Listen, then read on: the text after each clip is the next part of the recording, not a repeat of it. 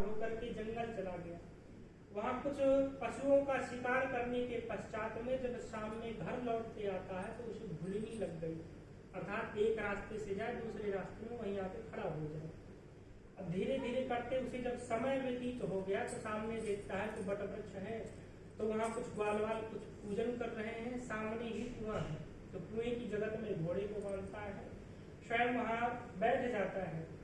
जब ग्वाल वालों का पूजन समाप्त हुआ तो क्या देखते हैं कि नगर का राजा, इसे अगर प्रसाद नहीं देंगे तो रुष्ट हो जाएंगे, क्या पता कर बढ़ा दे। तो दोने में प्रसाद लेते हैं, राजन के सामने रखते हैं, प्रणाम करते हैं, वहां से चले जाते हैं। राजा क्या सोचता है कि ये मुझसे नीच जात का प्रसाद है, अर्थात मैं इसे स्पर्श नहीं करूंगा। उस प्रसाद को त्यागता है, घर आ जाता है। तो राजा क्या देखता है कि उसके 100 पुत्र हैं, 100 के 100 बीमार पड़े। खजांची को बुलवाया, कहता है जाओ खजाने से कुछ धन निकालो, जाकर के गरीबों में दान कर दो। खजांची गया, खजानी को देखता है तो कहता महाराज पूरा खाली पड़ा है। अब सोचने लगा ना जाने कौन सा ऐसा अपराध हो गया। सोचते सोचते मन में स्मरण आया कि जो प्रसाद त्याग करके आया हूँ लगता है उसी का फल है। तो बाल वालों को बुलवाता है, भक्ति भाव से भगवान की कथा सुनता है। जब प्रसाद पुत्रों के मुख में डालता है तो पुत्र सही हो गए, खजाने में डाला खजाना सही हो गया। अब क्या सोचता है कि एक बार इसका अनादर करने में इतने पाप की प्राप्ति होती है और एक बार इसको अपनाने में इतने पुण्य की प्राप्ति होती है। अगर मैं बारंबार इस व्रत को करता रहूंगा तो मेरा कल्याण ही हो जाएगा। हर हमेशा भगवान की भक्ति कर, अंत में वैकुंठ धाम को चला।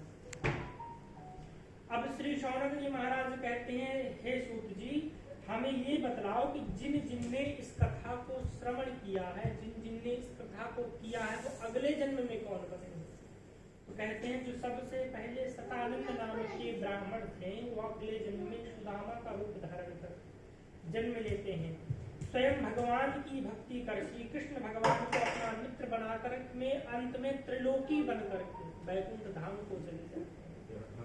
जो उल्कामक्रांत के राजा थे वो महाराज दशरथ बनकर के श्री रंगनाथ की पूजन कर अंत में वैकुंठ धाम हो जाते।